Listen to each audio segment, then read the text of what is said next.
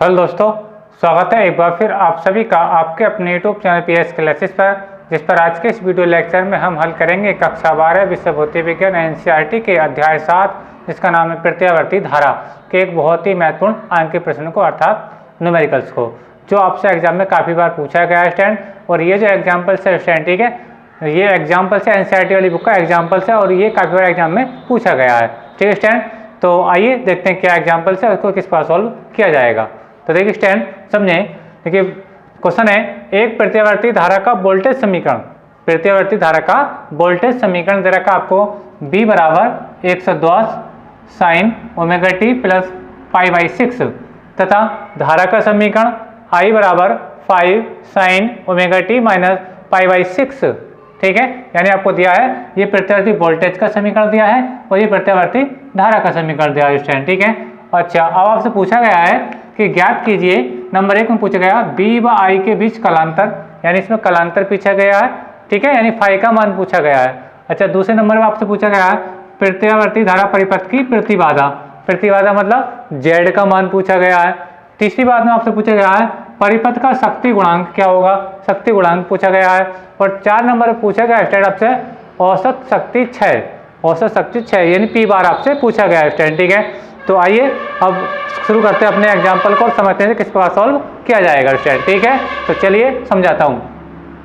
तो देखिए आपको जैसा कि दिया है प्रत्यावर्ती वोल्टेज का समीकरण दे रखा है ये, तो सोल्यूशन में मैंने लिखा B व I के समीकरण। तो B का समीकरण ये है, यानी B बराबर 110 साइन ओमेगा टी प्लस π/6 व I का समीकरण आपको दे रखा है I बराबर 5 साइन ओमेगा टी माइनस π/6, ये दे रखा है। अब इन समीकरणों की मैंने B व I के यानी प्रत्यावर्ती धारा और प्रत्यावर्ती वोल्टेज के जो मूल समीकरण होते हैं B बराबर B0 साइन ओमेगा टी और I बराबर I0 साइन ओमेगा टी होते हैं, है ना। मैंने उनसे इसकी करी बेटा तुलना करी है। तो देखिए मैंने क्या लिखा, B बराबर B0 sine omega t plus phi क्या बेटा कलांतर, ठीक है। लेकिन समीकरण 2 हैं तो यहाँ पे मैंने 5 कह दिया, एक को कह दिया 5 आधा। अब I बराबर I0 sine omega t plus phi, अब ये 5 है लेकिन 2 फाई आ रहा है तो यहाँ पे 2 लगा दूंगा, ठीक है। ध्यान समझें, ये आपका बेटा आपका 5 है, ये क्या आपका 5 केवल आपने दो इक्वेशन है, इसलिए हमने 5 1 5 अलग से हमने डिफाइन कर लिया है ताकि आपको समझ में आ गए कि पहली समीकरण में 5 का मान क्या है और दूसरी समीकरण 5 का मान क्या है, ये हम देखेंगे स्टैंड, ठीक है। तो उसको देखने से पहले देखिए हम तुलना करेंगे तो साइन की जगह साइन, लेकिन B0 बराबर आपको दिख रहा है 110, देखिए तुलना करेंगे तो B0 यानी वोल्टेज का मैक्सिमम मान यानी शिखर मान ही बोलते हैं, इसको कितना ये 110, कितना बेटा 110, ठीक है। अच्छा, ये तो B0 का मान हुआ, ठीक है। अगर हम 5 की बात करूं तो 5 का मान कितना π/6, 5 का मान स्टैंड आपका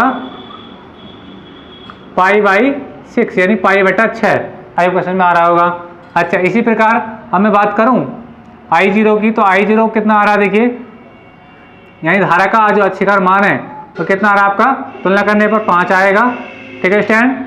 अच्छा, अब देखिए फाई 2 का मान देखिए यहाँ पे क्या माइनस है और मूल समीकरण में क्या देखिए प्लस है, ठीक है स्टैंड। तो फाई 2 का मान क्या माइनस के π/6 में लिख देता हूँ, फाई 2 जो है आपको स्टैंड माइनस के π/6 है स्टैंड, ठीक है। तो एक बार देखिए मैंने इनकी तुलना करी क्योंकि कलांतर के रूप में दिया, ठीक है, इसलिए मैंने क्या लिखा फाई लगाया प्लस के साथ, याद रखें कलांतर है, ठीक है।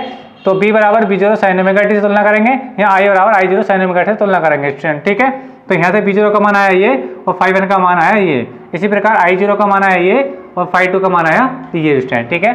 अब देखिए पहले से पूछा गया आपसे कलांतर B व I के बीच कलांतर, तो देखिए पहला ऑप्शन में सोल्व कर रहा हूँ, कलांतर कैसे निकालेंगे, यानी फाई का मान निकालेंगे। तो फाई होता है स्टैंड φ1 माइनस φ2, माइनस φ2।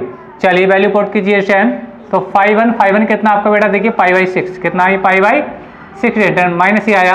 φ2 का वैल्यू देखिए, φ2 क्या माइनस के π/6, तो माइनस ये है और माइनस ये क्या हो जाएगा प्लस हो जाएगा, प्लस के π/6 हो जाएगा, ठीक है स्टैंड। अब इसका एलसीएम लेंगे तो एलसीएम कितना आएगा बेटा आपका, एलसीएम आएगा बेटा आपका 6, कितना आएगा 6, ठीक है स्टैंड। अच्छा, ये कितना हो जाएगा बेटा आपका 2 पाई हो जाएगा, कितना हो जाएगा बेटा ये 2 और ये पाई, ठीक है स्टूडेंट, आपको समझ में आ रहा होगा। मैंने क्या किया, दोनों का एलसीएम लिया और पाई एक पाई पर 2 पाई हो गया, 2 से काट दिए, 2 तिया 6, तो यानी ये जो मान आया आपका बेटा π/3 आ गया। और पाई का जो मान होता है बेटा कितना होता है, पाई का मान ट्रिग्नोमेट्रिक फंक्शन में कितना रखते हैं हम 180 रखते हैं। कितना रखते हैं बेटा 180। तो यहाँ पे जब मैं 180 रखूंगा स्टैंड, तो देखिए 180 बट्टा कितना हो जाएगा 3 हो जाएगा। 3 से जब मैं भाग लगाऊंगा तो 3 छंग 18 हो जाएगा, 0 बच जाएगा। तो आपका जो कलांतर आया स्टैंड, कलांतर आया स्टैंड आपका 60 डिग्री। कितना आया बेटा 60 डिग्री आया। अब इसमें ये पूछा जाए आपसे कि कौन अग्रगामी है, धारा अग्रगामी है क्या वोल्टेज अग्रगामी, तो वो कैसे बताएंगे। देखिए φ1 क्या है, φ1 है आपका प्लस का π/6 और φ2 क्या है आपका माइनस π/6। लेकिन जो π/6 है तो क्या वोल्टेज के समीकरण में आ रहा है, तो ये यानी ये तो चीज़ प्लस की है, ये वाला जो π/6 है प्लस का है और ये जो π/6 है ये माइनस का है। ठीक है, तो प्लस वाला क्या होता है बेटा अग्रगामी होता है और जो माइनस वाला होता है वो क्या होता है पश्चिमगामी होता है। तो इसका मीनिंग ये हुआ कि जो वोल्टेज है धारा I से, यानी वोल्टेज जो V है, ठीक है, यानी वोल्टेज जो V है वो धारा I से क्या है वो 60 डिग्री क्या है अग्रगामी है। या फिर यूँ कह दीजिए कि धारा जो है वोल्टेज से 60 डिग्री क्या है पश्चिमगामी है। ठीक है, तो इसको π/3 के रूप में भी लिख कर आ सकते हैं या 60 डिग्री भी इसका लिख करके आ सकते हैं स्टैंड। तो आई होप कि आपको समझ में आया होगा इसका पहला पार्ट। अब देखिए इसके दूसरे पार्ट की बात करते हैं। दूसरा पार्ट स्टैंड देखिए क्या कहता है। दूसरा पार्ट में यहाँ से सॉल्व कर देता हूँ। चलिए मैं इसको ऐसे पैक कर देता हूँ ये। अब यहाँ समझते हैं इसका दूसरा पार्ट क्या। देखिए दूसरा पार्ट में पूछा है आपसे परिपथ की प्रतिबाधा, परिपथ की प्रतिबाधा का मान पूछा है, जेड का मान पूछा है। तो देखिए प्रतिबाधा होता है जेड बराबर होता है स्टैंड जब आपको वोल्टेज के और धारा के अधिकतम मान पता हो, वोल्टेज के और धारा के अधिकतम मान यानी शिखर मान पता हो, तो फार्मूला होता है जेड बराबर V0 upon I0, V0 upon I0। और ये फार्मूला कहाँ से बनता है, जेड क्या होता है ये प्रतिरोध ही होता है, जेड जो होता है स्टैंड के प्रतिरोध होता है। ये फार्मूला बनता है बेटा ओम के नियम से। आर और आर क्या होता है देखिए, आर होता है बेटा V upon I, V upon I।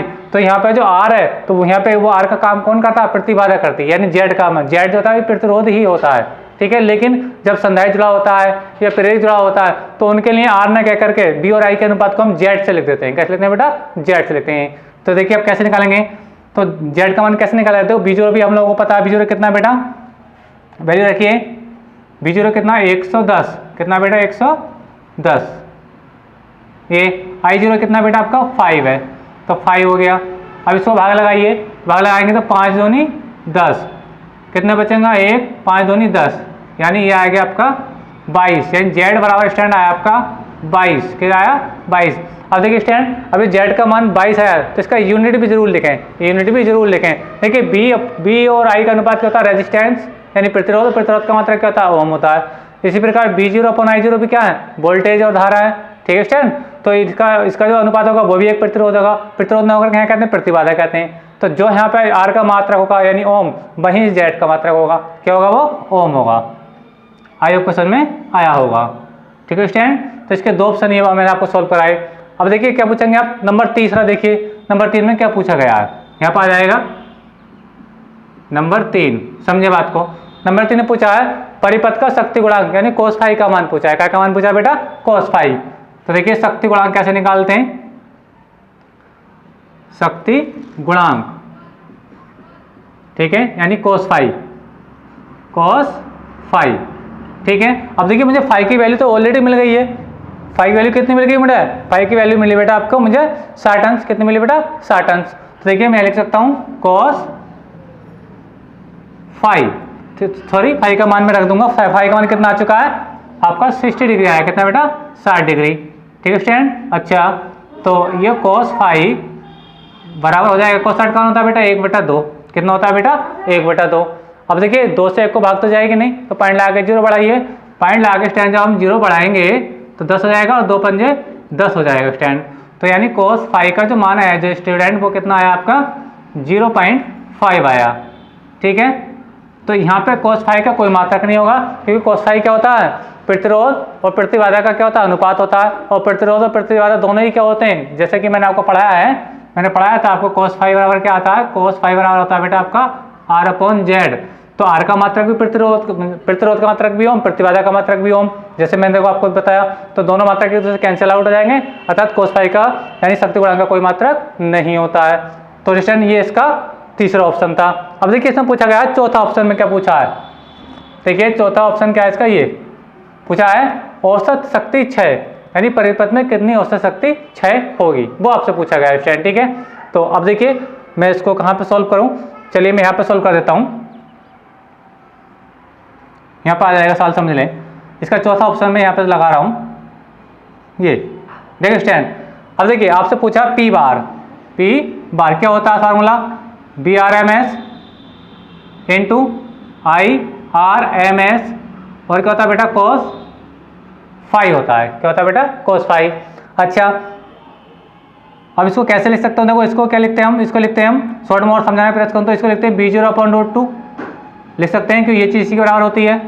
इसको क्या लिख सकते हैं, I0/√2 लिख सकते हैं बेटा, और ये क्या होता है बेटा आपका cos फाई ऑलरेडी। ठीक है स्टूडेंट, ये आप समझ में आ रहा होगा, है ना। अब देखिए √2 की √2 से गुणा करिए तो 2 हो जाएगा, कितना हो जाएगा बेटा 2 हो जाएगा, तो ये 2 बन के क्या आ जाएगा बेटा आगे आ जाएगा। यानी कहने का मतलब मेरा ये 1/2 बन के ये आगे हो जाएगा, और ये रह जाएगा B0 और ये रह जाएगा I0, यानी B0 गुणा I0 और क्या हो गया बेटा आपका ये cos फाई हो गया स्टूडेंट। आई होप समझ में आ रहा होगा। ठीक है, तो अब कहने का मतलब मेरा ये है कि मैं इस पी बार की जगह, ठीक है, इतना ना लिख करके मैं डायरेक्टली ये वाला फार्मूला भी अप्लाई कर सकता था स्टूडेंट। ठीक है, जैसा कि मैंने आपको बता दिया, तो पी बार बराबर हम ये बात भी लिख सकते हैं। ठीक है, तो देखिए मैं इसी को रब कर रहा हूँ, मैं इसी बात को मैं लिखूंगा। मैंने आपको बता दिया कि पी बार का जो मात्रक होता है औसत शक्ति 6 का जो मात्रक होता है, वो सॉरी फार्मूला होता है वो ये होता है, और इसको हम जब इसके अनुपात में तोड़ते हैं तो इस टाइप से आएगा, और इस टाइप से फिर ये वाला रूप प्राप्त हो जाएगा। ठीक है स्टूडेंट, तो हम डायरेक्टली हम पी बार का हम कौन सा सूत्र लगा सकते हैं, ये वाला सूत्र लगा सकते हैं स्टूडेंट। ठीक है, चलिए मैं लगा करके आपको दिखाता हूँ। देखिए मैं हटा रहा हूँ इसको, समझे बात को, तो समझे। देखिए मैं लिख सकता हूँ पी बार बराबर 1/2 B0 I0 और ये cos फाई। ठीक है स्टूडेंट, अच्छा मैं इसके आंसर रब किए देता हूँ स्टूडेंट। अब रब करता हूँ, वैल्यू रखिए इसकी 1/2, B0 का मान कितना है, B0 का मान यानी वोल्टेज का अधिकतम मान कितना है, शिखर मान कितना है 110। I0 का मान लिख दिए, I0 कितना बेटा आपका 5। ठीक है, और cos फाई मैं ऑलरेडी निकाल चुका हूँ 0.5, कितना निकाल सकता हूँ बेटा 0.5 पहले ही निकाल चुका हूँ। ठीक है ये, ठीक है स्टूडेंट। अच्छा मैं इससे 2 से भाग करूँगा, तो अभी 2 से भाग मैंने यहाँ पे भी किया था शायद, चलिए मैं यहीं पे कर देता हूँ। देखिए 2 से भाग करिए तो ये 2 पंजे 10 हो जाएगा, और 2 पंजे 10 हो जाएगा, यानी कितना आएगा बेटा आपका 55 आएगा। कितना आएगा ये 55 गुणा, और ये इसकी फिर से गुणा करिए तो 5 × 5 कितना हो जाएगा 5, और ये हो जाएगा बेटा आपका, चलिए मैं ऐसे लिख देता हूँ इसको, ये 0.5। ठीक है स्टूडेंट। अच्छा अब इसे गुणा कराइए 5 पंजे 25, 5 पंजे 25, 26, 27, कितना हो गया बेटा ये 27 हो गया। अभी 0.5 बेटा आपका ये रहा। ठीक है, अब इसकी गुणा करा दीजिए, तो 5 पंजे 25, हाथ से लोगे 2, 5 7 35, 36 37, हाथ से लोगे 3, 5 2 10 और 3 13, कितना हो गया बेटा 13। अब पॉइंट लगाइए के बाद एक के बाद, तो ये आ गया, और ये पी बार यानी औसत शक्ति 6, और मात्रा कैसा इसका बेटा वाट, क्या होता है वाट। तो आई होप स्टूडेंट की ये क्वेश्चन आपको समझ में आया होगा। याद रखें बेटा ये एनसीईआरटी वाली बुक से आपका ये एग्जाम्पल्स है, क्या है बेटा एग्जाम्पल है, और ये काफी बार एग्जाम में पूछा गया। तो इसमें 4 पार्ट पूछे गए थे स्टूडेंट, जिसमें पहले पार्ट में आपसे पूछा गया था कलांतर BY के बीच कलांतर, जो φ1 φ2 की सहायता से हमने निकाला, और वो हमें कितना आया था बेटा आपका 60 डिग्री आया था। फिर उसने पूछा परिपथ की प्रतिबाधा Z का मान पूछा, जब B0 और I0 दिया हो स्टैंड तो Z बड़ा होता है B0/I0। ठीक है, हमने इसको सोल्व करा, कितना है 22 आया स्टैंड। ठीक है, फिर इसने पूछा शक्ति गुणांक यानी cos फाई पूछा, तो cos फाई क्या होता है, cos फाई का मैंने ऑलरेडी निकाल लिया था हमने ये वाला। ठीक है, तो cos 60 का मान 1/2, 2 सब भाग जाएगी नहीं 2 से 1 को, पॉइंट लाइक जोड़ेंगे 0.5 आ जाएगा स्टैंड। ठीक है 0.5 आ गया। अब इसने पूछा औसत शक्ति 6, तो सूत्र क्या होता है 1/2 B0 I0 cos फाई। ठीक है 1/2 आ गया, B0 का मान B0 की जगह, I0 का मान I0 की जगह, cos फाई का मान ये आ गया स्टैंड। ठीक है, सारे को सोल्व करने के बाद जो शक्ति आई अपनी औसत शक्ति वो आई है 137.5 वाट। तो स्टूडेंट अगर वीडियो आपको पसंद आया तो वीडियो को अभी लाइक कीजिए, शेयर कीजिए, कमेंट कीजिए। तो आज के वीडियो लेक्चर में बस इतना ही। अगर वीडियो आपको पसंद आया तो चैनल पर अगर नहीं है तो चैनल को सब्सक्राइब भी कर लीजिए। मिलेंगे अगले वीडियो में, तब तक के लिए धन्यवाद। इसका स्क्रीनशॉट ले लीजिए स्टूडेंट, इस टाइप का सवाल आपको एग्जाम एक बोर्ड एग्जाम में जरूर देखने को मिलेगा।